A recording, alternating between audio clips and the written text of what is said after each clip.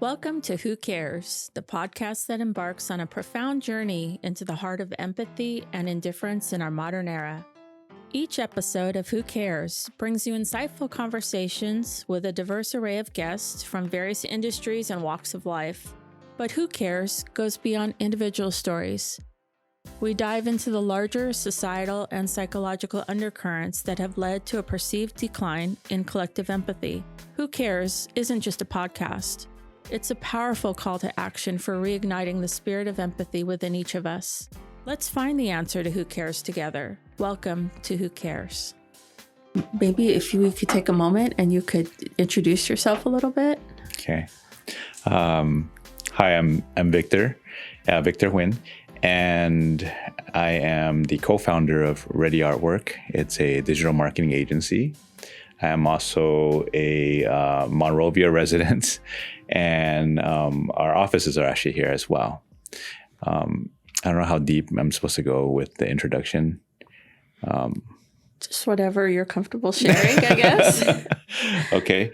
I guess family. We can start from family, I guess. I think it's considered second generation. I'm first generation born here. My parents were born in Vietnam, refugees from the Vietnam War. I'm pretty sure everyone have heard of the Vietnam War. My grandparents were actually refugees from World War II. Wow.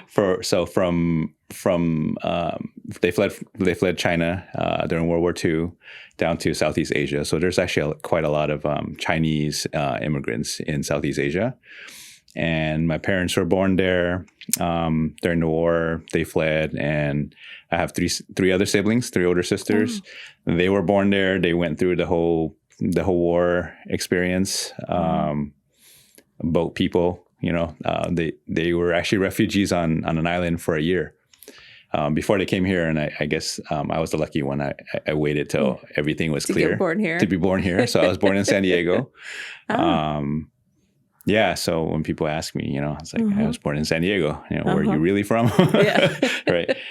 So that's a little bit of family history. My parents, obviously, coming as a refugee, you leave everything behind. So basically started from scratch. So we grew up in a small apartment, food stamp kids, Section 8. But education was always really important. So even though we were in the public school system, my parents saved what they could to send me to Chinese school. So I did have a couple years of Chinese schools on weekends. A lot of Chinese Americans, if you will, had similar experiences where their parents want them to kind of remember their roots. Where they would say they didn't have weekends, they would go to Chinese school while everyone else was out playing and having fun. Yeah. So that was a good chunk of, I think, 4 or 5 years. So I don't get a lot of chance to use it these days a lot. But I do speak Mandarin and Cantonese. Oh, you do? Yeah. Wow. So, and growing up, in a family, in that kind of family environment, it was always trying to figure out how to survive, how to get to the next day. So, aside from helping out the family, I started working at 16 when I was legally able to. So, many jobs. So from retail to working on campus, high school campus, scooping ice creams at Thrifties before it changed to it changed to CVS, right? Right. There was quite a bit, and then into college as well. I was a telemarketer. In college, those people that call you to ask for donations. Oh, yeah, I did it too. I think it was a good way to get me out of my shell because I'm an introvert. So I always found situations where I would be forced to do certain things that are outside my comfort zone. So that was one. And you did that on purpose? I kind of, yeah. I mean, I did night security on campus for a little bit, and you didn't really have much human interaction. Then I switched over to the telemarketing. It was tough. Yeah. Getting hung up on like night after night until you finally get to a point where you have some success and they move you to another tier. Right. You know, they move you up to the better tier. Right. And then it gets more fun once you kind of move up and people actually want to talk to you. Yeah. Then it starts kind of snowballing, but you know, it's hard at the bottom. I mean, it's very symbolic to almost everything we do. Right. Yeah. The last thing I did before I went to a full-time job was I worked at a bank. So I worked at a Chinese bank, East West. So they're still around in the community. I worked there for a good two years during my college years. So that was very interesting. I was able to use some of that Chinese school education. There was some Spanish. I did take Spanish in high school as well. 3 years, but my Spanish sucks. So, but I could kind of get by. So there was some Spanish, basic Spanish need at the bank, Mandarin and Cantonese, because they serve both demographics within the community, and obviously English. So that was kind of interesting, and it was good to learn finance stuff, like what is a wire, what is what basics. Is the ACH payments, and all those kind of basic things. So I probably had over a dozen jobs by the time we actually started the agency. Wow. So all that accumulated just experience helped out a lot in terms of how to solve problems, how to deal with situations that you're not comfortable with or you don't know how to deal with. What do you think your drive was for that? I mean, was it like an expectation of family? Do you think it's generational that you worked all that? Well, number one is we had to do it. Just, basically from high school forward, most of my paycheck went to the family. Okay. Right? And that's pretty common too in people with similar situations. Not everyone does it, right? But we all kind of tried to pitch in a little bit. And for me, I felt it was good experience. I actually enjoyed being put in new situations. Like the first 3 months are the most fun. Yeah. Right. Of any job. Like you're learning so many new things. Yeah. After a while, things go into routine again and then they kind of plateau. Right. I worked at LA Fitness. I don't know if they're still around. I think there might be still a couple around. But summer jobs were fun. We worked at the movie theater, just dealing with people and learning new processes. So at first it was really like just out of necessity. After a while, I actually started to enjoy the learning process. And it translates a lot into like an agency because you don't work with just one brand and one process. You work with multiple ones and you learn. Every time you bring on a new client, you have to learn a lot about their business and how things work. So there's a lot of correlation to that whole process of the excitement of learning, right? Learning new industries, learning new people and processes. So it went from a necessity and it turned into something I actually enjoyed. So, that transitioned into, college life. And my first real job right out of college was actually a referral from a friend that they owned a furniture import-export company. Yeah. So they were manufacturing almost like IKEA style furniture, flat packed, and they were selling to big box stores. So like Sam's Club was one of their big customers. And I remember at the time it started off really casual. It was part-time and I was towards the tail end of college. And I was just kind of thrown into there and go, hey, we don't have a marketing department. We need someone that can do things and figure things out. So I just kind of got thrown into it. My boss at the time said, we pay a lot of money for shooting photos of our furniture because they're big and bulky. So he's like, well, if you can figure out how to shoot these photos, you have the job. So, so I went to, I didn't know how to shoot a table, a desk, it was really big. I was taking photography in college at the time, and I went to my professor and go, hey, I need to shoot this type of a product. What are some things I need and what do I need to do? And he gave me a shopping list. He's like, here, these are all the stuff that you need for shooting something like this. And this is how you do it. And I went to Sammy's camera and they said, well, there's a student discount. But you have to show proof that you're enrolled. So I got a transcript and I bought all the equipment for $10,000, which would have costed $20,000. Wow. So he paid for it. My boss paid for it. And I figured out how to set up product photography. And kind of just learned by winging it.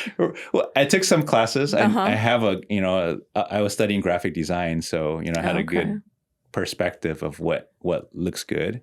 So it's kind of like photography is really just painting with light. You have to control light and dark and composition. So I had a basic understanding of it, but everything else was pretty new. Yeah. So you just kind of have to learn and figure things out. And then things started growing. We brought in like paid interns. So I had to manage people. I think it was like 22 at the time, and I was managing like 2 interns. Oh my goodness. And figuring out how to manage people. I think one, we're still really good friends today.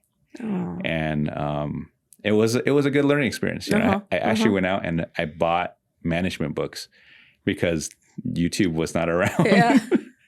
YouTube University was not around. Yeah. So I bought management books, and I didn't even know at the time, but there were one-on-ones. So I was having one-on-ones with my coworker that I was managing, and it worked. So that's why we were able to kind of build a long-lasting relationship. But everything kind of just evolves from there. From that point, I was asked by a friend if, I would take on projects, so freelance projects. That's when I approached my college friend, Emily Al, and she was fiercely competitive. She's a very, very competitive person. So, and I know she does good work. So every time we were in classes together, we always competed for that spot, the top spot. So I asked her, if she would like to kind of work on projects together, because I just couldn't do all of it. Yeah. And that's when we started bringing on one client, and the client came back, and we got more and more and more. It was funny at the beginning because the clients would be able to tell this is done by Victor or this is done by Emily, right? It had a distinctive style. And, I was doing all the client work on the front end and then collaborating. And we decided to kind of split roles where I would kind of take a backseat on the creative and just more focus on customer. Things started growing. It got to a point where, including our full-time job, we were working probably till like 2, 3 a.m. every day. Wow. And weekends. Yeah. And that's when we were like, either we scale back, make it more manageable, or we just go full time. And we both were, figure we were young, we can, if you fail, we still got time. So we decided to quit our jobs, and start the agency. And when we started, it was graphic design, packaging design, things we're familiar with. And things were okay for quite some years. The first few years were going really good. Unfortunately, we had a couple of big clients. One of the biggest one was in real estate. Yeah. So, we all kind of know what happened in 08, 09 when everything just collapsed. The other ones were in products. So import export also died following the collapse. Yeah. So if you drove by like Long Beach Harbor at the time, it was empty. Yeah. No one was importing anything. Right? Everything was just down to a trickle. That was a tough time. we went from a very comfortable income to like almost zero, almost overnight. Wow. And that's when we started playing around. Originally our agency was called just Design Studio, and it was spelled funny because we couldn't get the URL that it was spelled properly. So it's spelled with an I, DISIGN, right? Okay. That at that point we had to figure out, we were still doing a lot of print. So at the time, a big part of our business was print consulting, print management. So we would bring clients to do press checks. Some of our higher end clients, like hedge funds, they would spend $30,000 on 500 booklets, like tiny little booklets. But it was custom paper, custom ink, everything was custom. So there were a lot of high-end shops out here in Pasadena. So we would meet them at the press shop, would pull out like a loop to make sure everything, registrations all, aligned. That was fun. But then eventually all those guys went out of business too, because it was hard to sustain that high-end printing, as things evolved. That's when we came up with Ready Artwork. So Ready Artwork actually was a precursor to the print, ready, having the artwork ready to go. And then we started playing around with the idea of websites. Websites have been around already, but a lot of it were mostly big companies, with big budgets. And there were two types of people on the market. They were either IT people, and you can tell a website was built by IT people because, it just didn't look good. Yeah. And then there were the really pretty overly designed ones that didn't work well. So designers that kind of taught themselves a little bit of HTML and, were out there freelancing, aside from the really big agencies. Yeah. So where we got where we found our stride was really in that local business sector, where we were kind of combining the two. So one of my high school friends was an engineer, and he's now at Google, some big shot over at Google now. But he helped us get off the ground with figuring out WordPress. We were doing Magento at the time, just which platform and how to do it. And from there, we were, he's like, well, we might want to bring in someone part-time, because he was kind of just helping us figure things out. We brought in our first part-time engineer at minimum wage. I think it was $8 at the time. Wow. $8 minimum wage, and we could only afford to pay him part-time. Yeah. He was getting paid more than me. I was like, I think I was getting paid like $500 at the time. Yeah. And we built it up little by little, and then eventually he became full-time, and then we were able to kind of up his pay. And then I think when we were doing a lot of websites at the time, we had probably like 4 engineers, and our record year was like over 50 websites launched in 1 year. Oh my goodness. That's a lot. But they were low ticket, but it was just a hustle to constantly just bring in people, bring in work, bring in clients, and then kind of just circulate through them. And that evolved over time. The business model stayed relatively similar, but as we got better, the price point went up to a point where we couldn't go up anymore just selling a flat website. Yeah. And then along with websites, people started asking us for social media, for advertising, for SEO, and all these other things. It kind of progressed forward that way. We were stuck a few years doing organic social, and the problem there is that a lot of at least smaller businesses don't value it. So they always feel like, hey, my son can do it, my niece can do it. Yeah. Why am I paying you so much money for it? Until like a few years later, we decided to not do organic social anymore, but really focus more on the advertising side that actually drives revenue for our clients. Yeah. So that evolved into like maybe pre-COVID, we're kind of jumping forward pre-COVID, where we actually had like an intake team, with a lot of accounts down to more focus on strategy. Yeah. So we don't need we're not trying to go for volume anymore. 50 customers is a lot, to manage. Yeah. So now, we really focus more on quality and building closer relationship with our clients. So we have probably about 2,000 clients right now that we manage, and it's a lot more manageable than a few hundred clients. Really? Yeah. Then that kind of just come and they shop for price, and it's a very different mindset versus where you're delivering a lot more value. You're learning deeper. You're diving deeper into their business. So even with more clients, it's easier to manage. It's easier to manage with less clients. Oh, okay. Yeah. So less clients, more long-term relationships. Yeah. It's more stable as well.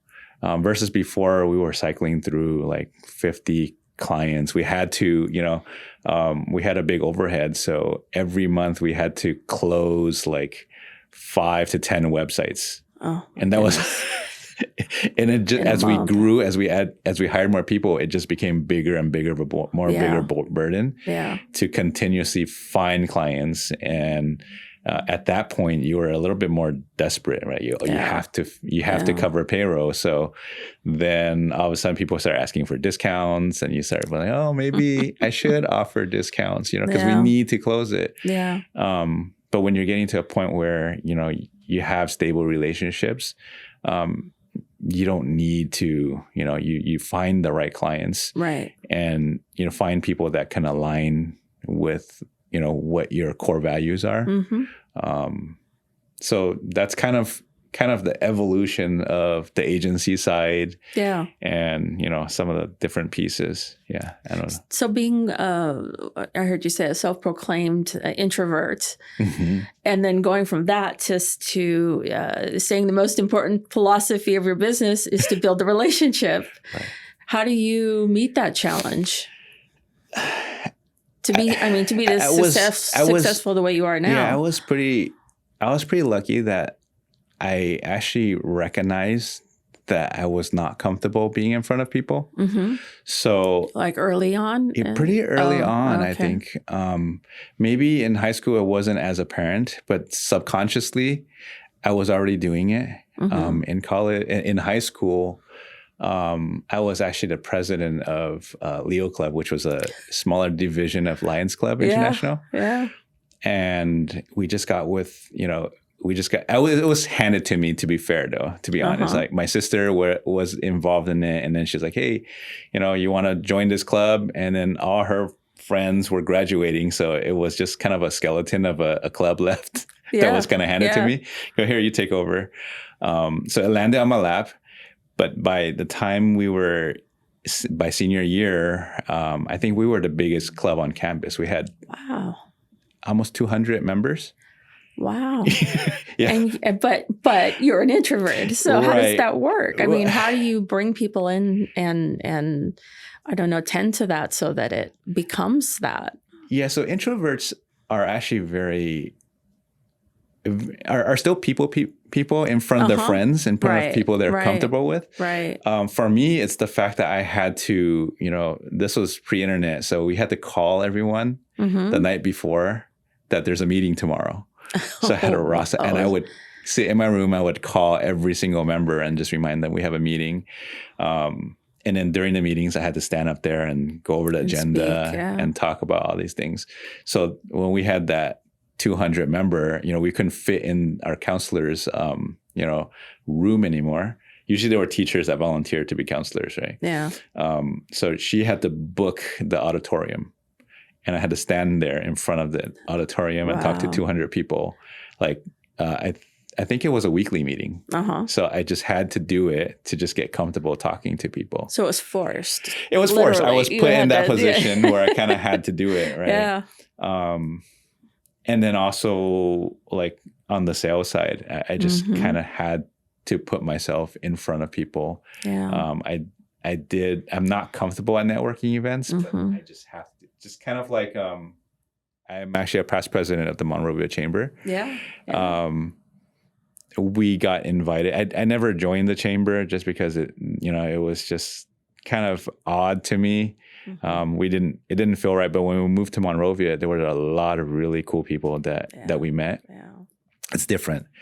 So we decided to join, and then we went to a couple of events, and we really liked Monrovia and the people here. Yeah. So when I was invited to join the board, I was like, okay, well, I'll give it a shot. And after 1 year into it, they're like, well, there's a opening on the executive board. They kind of strung me in, and I was like, okay, well, it's a 5-year commitment. Wow. Because you go in as secretary, then you do treasurer, and then VP, president, and then past president. So the one thing that I guess is kind of built into me is like when I'm committed to something, I follow through with it, or I do it. So I know that trait about myself. So I put myself in situations where I kind of have to do it.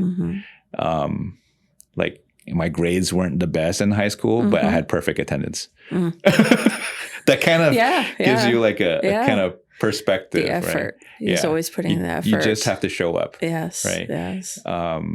So that's a trait that I kind of know in myself. So if I want to get something, I just have to sign up for it, or I just have to, put some deposit or put money down, or just commit to something. Then when I'm done, I move on to the next thing. Yeah. So you really have to care a lot about these things and your life and what you do. And where do you think that comes from? I mean, do you think that was instilled young from your family, or do you think that that's kind of intrinsic to you? I think there's a part of that was my upbringing, because my parents, being immigrants, were not very fluent. They didn't know what was going on. They were not involved in PTA.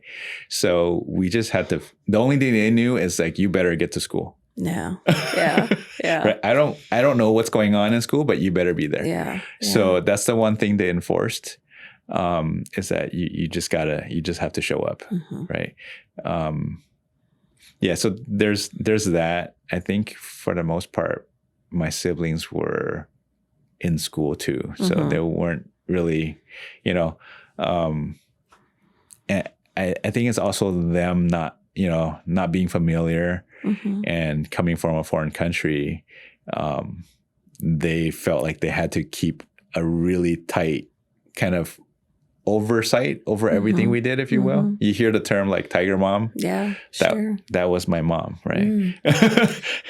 She didn't have the tools to like tutor me, but she really kept everything on lockdown. Like you have to do this. You have to stay within these. And in a way, I mean, it's suffocating, especially as a teenager. You hear that a lot. People want to rebel, but at the same time, it kept me out of a lot of trouble. Yeah. Yeah. Well, that's what I was going to ask you about. I would think typically you'd want to rebel in a situation like that, but it sounds like you used it more productively to your advantage. Yeah. I mean, it was rough in the 90s in high school. I mean, I'm not saying it's not rough today, but there were guns involved. There were, in San Gabriel Valley, like you can get into trouble really, really easily. Absolutely. I have friends that got caught up in there, ended up in prison, or just, you hear that a lot, but we grew up around that. Yeah. Yeah, absolutely. Right. So what separated you from that, do you think? So part of it is really, again, that family bond. The other piece is really just trying to figure things out. I think as someone that came from nothing, at least the early years, like money was a easy North Star to follow. Like, I just want to do whatever that's going to bring in the money, right? And even early on in career too, like, why are we doing this? Well, we just need to get out of this. I don't want to live that certain lifestyle.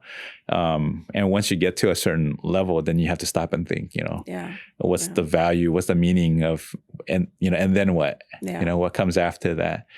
So I think in a way it was easier to make the decisions because money is simple, right? You work and you figure out how to make it. But had I've grown up with money, maybe it would have been different for me. Yeah, My life would have been different. Yeah. Right? Yeah, absolutely. I always say this, I have huge respect for people that come from decent money and are able to continue to grow and have success. Right. Because that takes a lot more discipline. Yeah. Than fighting for the next dollar to pay your next meal. I mean, you don't think, you just do. Right. You just do what comes next. Yeah. To get to the next level or the place or, So it was one step at a time. Basically. But it's interesting that you came with that, it started with that, a goal, but now what I hear is the goal in your philosophy is about relationship with people and connection and the importance of that for you. And why do you think that shifted? I think as, I experienced more, money comes secondary when you provide value. And you can't provide value if there's no trust. Yeah. And in order to have trust, you have to have those relationships. Right. Right. And people can tell if you're trying to go after money. Yes. Through your conversations, through your demeanor. Right. So you really have to be really genuine in terms of how much you care and why you're doing what you're doing. And the money would, it's cliche. Money will take care of itself, but money does take care of itself because once you have the relationships and the trust and you deliver value, then there's no reason why someone wouldn't pay you. Right. Right. Yeah. No, it just comes. In fact, they want to pay you more because it's so hard to find those things. Right. Which is kind of what the whole podcast is about, is the lack of connection, the apathy, the feeling. I connect it with feeling zombie-like, that you're out in the world and people don't have that passion, or I don't feel that passion anymore from people. They're not excited about what they do, or they don't want to, like what you're saying, try all those jobs, stick your finger in, wash dishes, do, serve ice cream, whatever. Right. But there's so much packed into all those experiences for somebody. It's such a loss, I think. Because it's not just about what the job you're doing. It's all the stuff that's incorporated in it. It's the connection with other people. It's seeing what people need. It's building your confidence in all those things. Yeah. And I don't know if that's true for you in seeing the world lately, but for me, it's been, wondering who cares anymore, who cares and what do they care about? And that's why I started this, because I'm so interested in the people that feel driven still. And you can see it in their work and their relationships with other people and their participation in community things. And so, why do you care that much? It would be so easy just to, block everything out, right? Yeah. And I think too many people are focused on the outcome rather than the process. Yeah. There's at least my personal art philosophy. I took a lot of art classes, in undergrad. I really enjoyed that process a lot more than the final outcome. I mean, it's nice to see the final outcome. It's kind of like it's kind of like proof that you did go through that experience. But the process is what sticks with you at the end of the day. Like, I just remember in printmaking class, we would have to do layers, right? And there was a minimum requirement. I think you had to have 4 or 5 layers to your print. Yeah. And I don't know, I was just crazy back then. So I did 12 layers. And the printmaking department was open 24 hours. So I stayed up for 3 nights straight finishing that piece. Wow. I don't know. It's just that whole process of doing something that is not just for fulfilling the requirements speaks to me. We had a small exercise from one of my professors. Go out and draw a leaf or a piece of bark or something like that. So most of the class came back with a sheet of paper with a leaf. And I sat down, and there's this giant pine tree across from my parents' house. And I started sketching the tree with the technical pen drawing. Yeah. And it just kept going and going. It didn't stop. And eventually drew that whole tree with the house, with the hedges, with everything. The next morning I showed up to class, I put it up there. I saw like the death glare from all my classmates. And I still keep in touch with her on social media. And that professor told me, Anne, she's a very talented artist. She's like, I still use your samples to kind of motivate my students. Yeah. Right. Yeah. But that's kind of how I feel about everything else. It's like, if you don't enjoy the process and you focus too much on the outcome, then you don't actually get started. So people are thinking, I need to make this much money.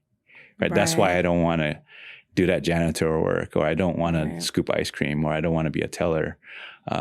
You don't have those qualifications, but everyone's so focused on, I know inflation's a thing, but people are too focused on it. Yeah.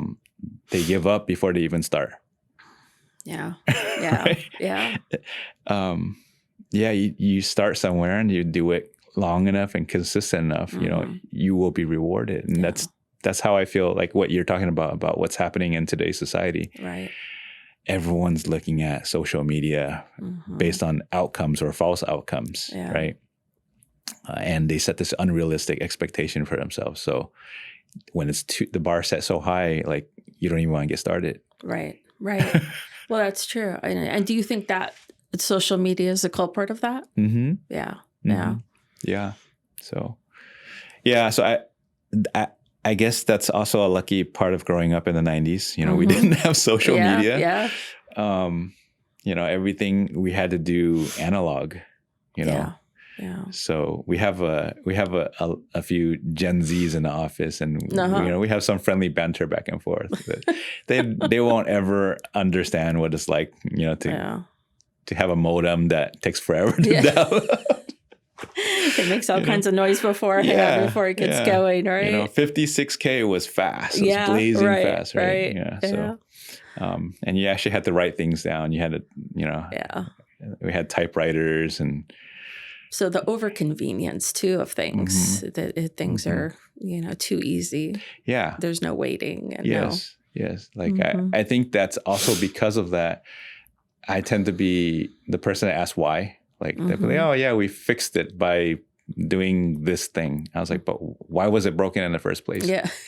Right? Yeah. And what did that solution do to address the problem? Right. Then, okay, let me go figure it out. It's not just putting the Band-Aid on. Right. So they jump in and start trying to fix something they don't even understand yet. Right. But it's common sense if you think about it. It's just that we're living in such a fast-paced society that everyone wants to finish their checkbox and move on to the next item. Yeah. There's no investment, like you said, in the process of things happening. Yeah.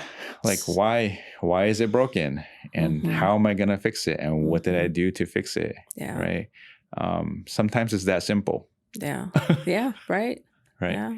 Yeah. So, so I think it's a result of the era, but I think there are really bright young kids these days.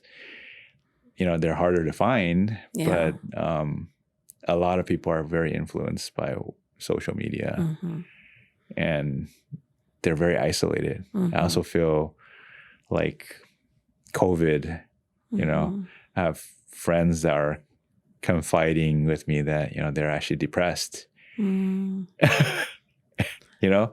Based on the isolation. A lot of it was isolation, right? Especially these people that are working fully remote and you're on a screen. If you don't have much of an outlet, it's really easy to fall into that trap of just going through this routine and you don't know, which day it is of the week. Yeah. You're just kind of running. Yeah. So all these forms of like electronic connection that supposedly bring us all together cannot replace that physical connection, that day-to-day talking and seeing somebody face to face really makes the difference. Yeah, that's one reason why we have a hybrid schedule, right? I know there's a lot of contention about in office versus remote. Yeah. I also feel it's really hard for young people coming into the industry to really blossom in a fully remote environment. And you have to foster that next generation. Yeah. Right. Oh, absolutely. Yeah. They have a lot to offer as well. It's not about just helping them, but they have a lot to offer. But at the same time, when it comes to like mental health care, right, or just how they're interacting, they go to school seeing people all day long to going full remote. I mean, and to total isolation, and they think it's normal. Yeah. And those of us that were able to have like a career before that, know it's not normal. Right. Right. It's convenient. Yeah. Yeah. There's a lot of benefits in terms of like work-life balance and being able to do other things and schedules. But then at the same time, our society dictates that we need to spend a certain amount of time working, certain amount of just to kind of pay for the bills. When you're fully remote and have very little human interaction, it's not normal. Yeah. So you have kids now, and how do you manage that in terms of them growing in this environment that still, values social media and kind of a disconnection from, human connection? Yeah, I mean, it's hard not to give them screen. I think we're somewhere in the middle. Like we're not completely against it, but at the same time, we're very aware of what too much screen time can do. There's a little funny story. Like they have iPads, and they're only allowed to use it at a certain time. And my younger one was sneaking into the older ones. They're a year apart. They're sneaking in after bedtime. So their bedtime's 8, and then their mom caught them like whispering to each other, "Hey, we're gonna meet over at 9:00, right?" And then, what are you guys planning? And so 9:00 we waited to see, and then they didn't do anything. And then 3 a.m. she hears noises. She goes out. Wow. And they're under the covers watching YouTube. They have YouTube Kids. Oh, yeah. But at 3 a.m., they were watching YouTube. And I was like, well, we can't trust you anymore. So we took it away. Yeah. Yeah. And then what happens? They adjust it. They did. They adjust it. So no more iPad, right? Yeah. They were really addicted to it. Like it was like, okay, if you do this, you get iPad time. If you do this, you get iPad. Right. So it was like candy, Yeah. It was a reward. Every time they did something, they got that shot of dopamine. So we got rid of it. It's sitting in my office right now, powered down. Wow. It's been half a year. Wow. No iPad. And they have and they're fine. And they're fine without it. Yeah. They're fine without it. Yeah. They'll try to peek at our smart. I think the grown-ups are more addicted. Yeah. Right. They'll sneak at what you're looking at. We got to teach them etiquette. But yeah, I think kids will be fine without iPads. They're going to find screen time on their own. Yeah. They go to school, they have after school programs. They'll figure things out. School uses technology, so everyone's assigned like an iPad and a laptop. So I don't worry about them not being able to catch up because of that. I think it's a good balance. So for us, that taking it away didn't really. I didn't see a big drawback from that. Yeah. It's almost like you want to balance it out and give them the opposite experience, that we had because, being out on your bicycle till, the lights come down, the street lights come down, it's time to come home and, your friend's house or, not so much, Yeah, it's hard. I don't know if we ever get back to that good old days where, you can leave your doors unlocked and, there's a safety issue. But I try to go out with them on weekends. We do bike riding, we do play dates in the park, we do a lot of camping. So they love it, so we do off-road camping as a family. So it's just finding activities outside of the screen to kind of do with them, and they get to experience a lot of things. Oh, that's terrific. Yeah. So what do you think your biggest challenge now is in working with this generation, at work and bringing in people? And I mean, how do you plan to kind of bring your energy to teach, the next generation how to connect or stay connected and pursue their passion and, enjoy the process? It's definitely a learning curve. Mm-hmm. I have to always remind myself that it's a different era. Yeah. I can't treat people the same way. I can't talk to them the same way, There are certain things that you just have to be more conscious of and how to motivate them. But I think people with the right heads on their shoulder are always going to be easier to deal with. Yeah. So I don't know if there's an inherent difference between the millennials or the Gen Zs of the motivated people. I think if you're talking about general population, then that's a bigger issue. Yeah. Right. Yeah. Of, we tend to chalk it up as, the reason why they're behaving that way is because they're Gen Z. Right. There is a little bit of that in terms of cultural influence. That's a big piece. But at the end of the day, there's probably underlying issues with whatever issue you're dealing with. Right. Yeah. So being Gen Z isn't the answer to every issue that we're experiencing with this generation. I think there's a lot of personal issues that they're dealing with that it's really convenient to just say, well, it's a Gen Z thing or it's a millennial thing. Yeah. Right. Yeah. So, but with that said, it is challenging. I am learning, I have to kind of understand that as well so that, stay open-minded. Right. Is it important to you to impart that to them? Yeah. Yeah. Like we do have discussions about that. We joke about that, but that's also a way of us kind of shedding some light on it as well. Yeah. Through humor. There's a lot of Gen Z millennial jokes going on in the office. Yeah. And we obviously make sure no one gets offended, but it's part of the culture. I'm pretty sure during the transition into millennials, that was an issue back then as well. Yeah.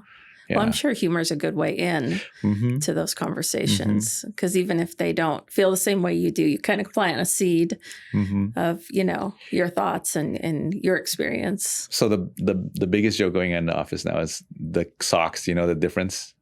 No. How Gen Zs are going back to crew socks and millennials are stuck with ankle socks. And it's really funny, I was like, oh, Gen Z socks and millennial socks, right? You'll see a lot of memes online about it. Oh, I haven't seen anything. Yeah, that's a big thing right now. It's really funny. And I'm wearing ankle socks. Yeah.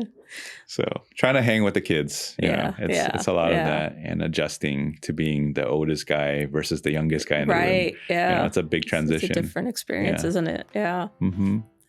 Yeah. Well, terrific. Well, thank you for taking the time to discuss this with me today. And I've enjoyed, hearing the history and what your future looks like. And thanks. Very exciting. Yeah. Thanks for having me. Yeah, definitely. It was a pleasure being here. Yeah.